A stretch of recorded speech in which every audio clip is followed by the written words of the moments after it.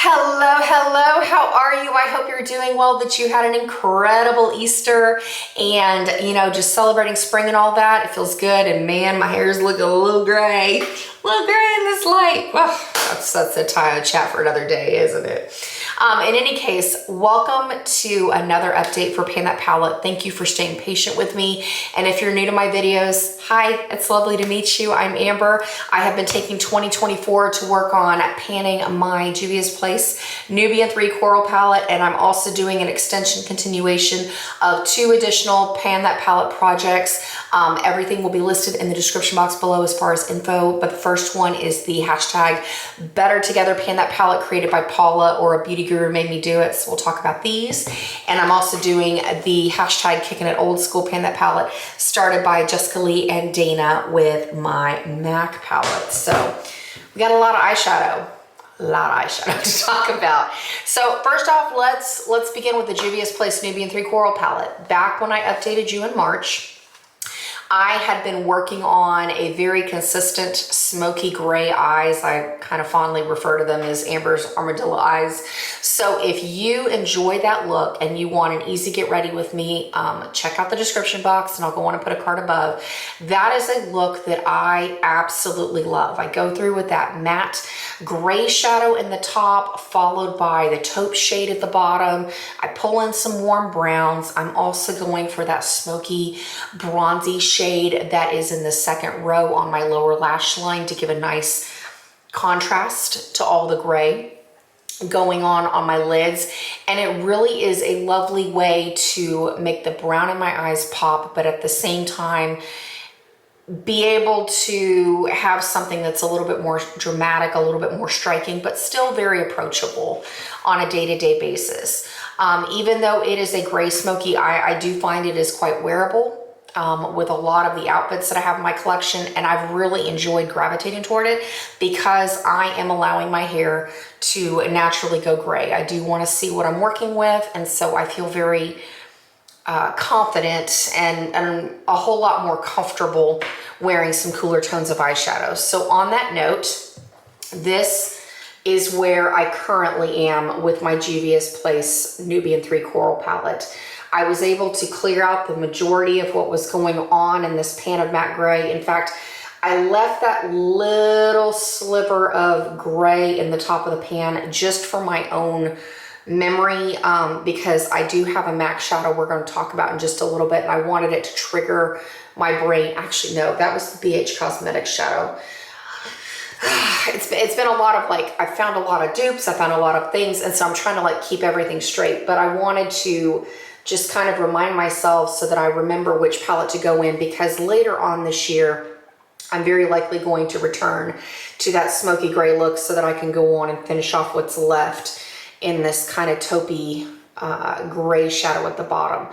I wanted to give you the tip, if you haven't had a chance to hear it before, I go on, this shadow has a lot of brown to it if you just use it on its own, but the way that I make it a little bit of a smokier gray is I wear it over a white eyeshadow base along with the gray in my crease, and it really helps kind of make it more of a dove gray, very soft, very pretty, very sweet and feminine, and it actually is a beautiful shadow. So if you have a white shadow base in your collection, like a NYX Jumbo eyeshadow pencil in milk, or if you have a white eyeshadow base in a pot or whatnot, that's going to be a way that you can make some progress on that as well.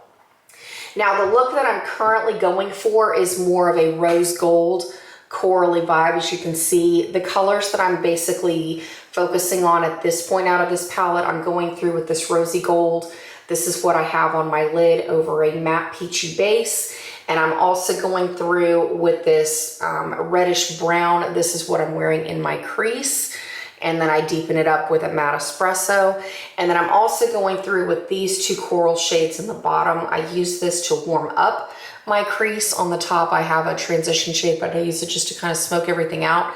And then I'm also using them as blush. And as you can see, I've got some dips going in these 2 shadows, but even though I'm using them as blush, it's taking a very, very long time. So I'm a little bit interested to see realistically how long it's going to take me to get through those shadows. So here's that current status update. As far as goals are going, I'd like to have this rose gold finished, hopefully, fingers crossed, by the end of April.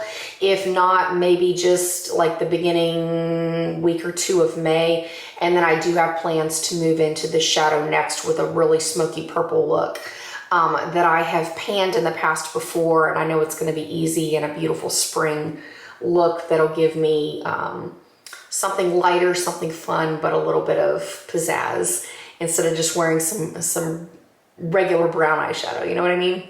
And then as far as this shadow goes, we'll just see how far we get into April, because whenever I take a break from this, I'm definitely going to take a break from this shadow, because I have realized very quickly that I have lots and lots of pans of this particular shadow.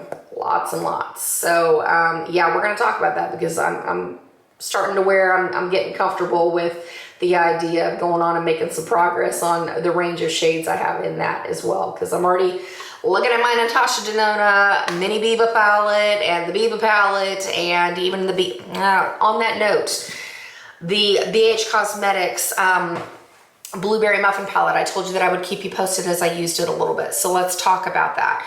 When I first showed you where I was on the channel last time, I hadn't really used the palette, but so there wasn't really a status update to give you. But now this is where I am currently. When I finished the gray shadow in the Juvia's Place, I went into this shadow right here called Treat to use in my crease. It's not quite as pigmented as the Juvia's Place shadow, but it is quite nice. And I will tell you, it has a little bit more blue kind of going on to it, but it's really, really lovely in the crease. I have enjoyed that shadow immensely. And then just so you know, this shadow is very similar to that reddish brown in the Juvia's Place palette. And then I also made some progress over here with, what is this shade? Sugared. I used this in my inner corner just to kind of see how I liked it. And I did use this matte blue over here on my lower lash line a couple of times, and I really enjoyed it. So I did want to keep you posted on that I did get some use out of it, and I am thinking of using this plummy shade up here to deepen up my look as we get into the next vibe, if I get sick of the Anastasia shadow that I'm going to talk about. So that being said, let's go into the Better Together Pan That Palette started by Paula, or a beauty guru made me do it. The concept of this part of the Pan That Palette challenge is to bring in a palette that pairs well with other things in your collection. That way you can get a little bit of more experience with, you know, mixing the brands up around your collection. It's a great way to pair in some dupes and whatnot. So I chose to bring in a hodgepodge of shadows with my Z palette. This is where I was last time we spoke back in March, and I'm still consistently working on those shadows. Again, I was working on that matte gray look, and so the gray shadow in the top is a Franken version of the Juvia's Place gray shadow mixed with a little bit of black shadow that was left over from my Novel Cosmetics palette that I panned last year. And then I've also been working on a highlighting shade as well as some of the coral for the blush. So that's where I was. And this is where we are currently. I am in the last little dregs of using up that gray shadow. In fact, with this corally look that I'm currently wearing, I'm actually continuing to use that gray on my lower lash line. I thought it would be a good way to just kind of naturally segue into wearing a much warmer look, but still keep track of using the gray shadows in my collection so that I don't forget about them, so I don't neglect them. And I don't know if it's just me, but like, you know, as I mentioned before, I am letting my hair start to gray because I'm curious about what I'm working with. And so I feel like if I make an effort to continuously incorporate cooler tones, whether it's gray shadows or whatnot, into my look, not only is it going to keep me consistent, but I also feel like it makes the warmer shadows a little bit more palatable with what's going on with my hair. Because if I wear like a super warm look and I've got all the like gray and the white coming in, it can look a little odd in photos or whatnot. So that's just something that I don't know. Comment below if you're going through this too and you're noticing that transition, because it's kind of creating a little bit of a weird phase where I'm thinking like, does that work with my makeup? Does that not work with my makeup? Like, you know, what do I need to kind of change and tweak and whatnot? Because my hair is changing all the time, but definitely noticing more of the sparkle come in on the top of my hair and the white coming in on the sides, and my natural brown is like definitely starting to change color where it's getting lighter. It's making things a little bit weirder in terms of the makeup, but we're gonna figure it out. Don't worry, we're gonna figure it out. So I am loving continuing to use these shadows, and where I've really noticed some big progress is the Too Faced shadow right here that came out of one of the peach palettes. I don't remember if it was the peachy matte palette or the white peach palette. Either way, it was one of those shadows. I'm consistently using it every day. I use it in my inner corner and on my brow bone, and it's just a lovely cream. There's not a whole lot to write home about, but it is quite nice. And then the shadow I'm pleasantly happy to report some pan on is I was working on a second Too Faced shadow, this peach one, and I believe, let me check the back of it. The color of this is just peachy. I want to say that came out of the, peachy matte. I don't remember. If you have the peachy matte and the white peach, put a comment below. Let us know. But either way, it's just a nice light peachy tone that actually works quite beautifully as a blush. So I used that to the point that I went on and hit pan in the corner, and I'm taking a break from it to work on some other things right now because, like I said, I really want to work on that Juvia's Place palette, so I'm using shadows in there as blush, but it does continue to keep me consistent in this palette to keep on working on things. So goals for this: I want to have this matte gray done by the end of this month, and then I'd also like to clear out the bottom portion of this pan by the end of April. So fingers crossed, we shall see. But on that note, when I finish that matte gray, I already have a dupe. So that takes us into the hashtag Kicking It Old School Pan That palette created by Jessica Lee and Dana. And the premise of that is just to go through some old shadows, whether it's the oldest palette in your collection or just some old shadows, because I don't remember when I got the MAC palettes, to be honest with you, but they've been here a while. They needed some love, and I'm at the point where I need to make a decision about whether or not to continue trying to use what I can out of them or just say goodbye and let them go, because they're definitely old. So the palette that I am making the most progress on currently, we'll start off with the MAC and the Flush palette. And I'm not working on too terribly much. The main focus of this is the matte black in this palette. This is where I was back in March. And I also kind of go through, and occasionally I was, you know, trying out the shadow next to it in my brows and whatnot. So I'm not really doing a whole lot. But this is where I am currently. I am expanding the pan in this carbon shadow down here. And then I also have discovered that this gray right here subs in quite beautifully for that deepening shade of the Armadillo Eyes gray look, where I was using the gray from the Z palette before. So here we go. That's gonna be my natural segue. When I finish it, I'm gonna use it on my lower lash line with these warm looks. I'll go back to using it in my crease as we get into the fall and winter when I'm wearing it as a full-on smoky eye again. And I do have plans for this palette as well, because when I finish that taupey shade, it looks too light and bright under this lighting I have in my bathroom down here.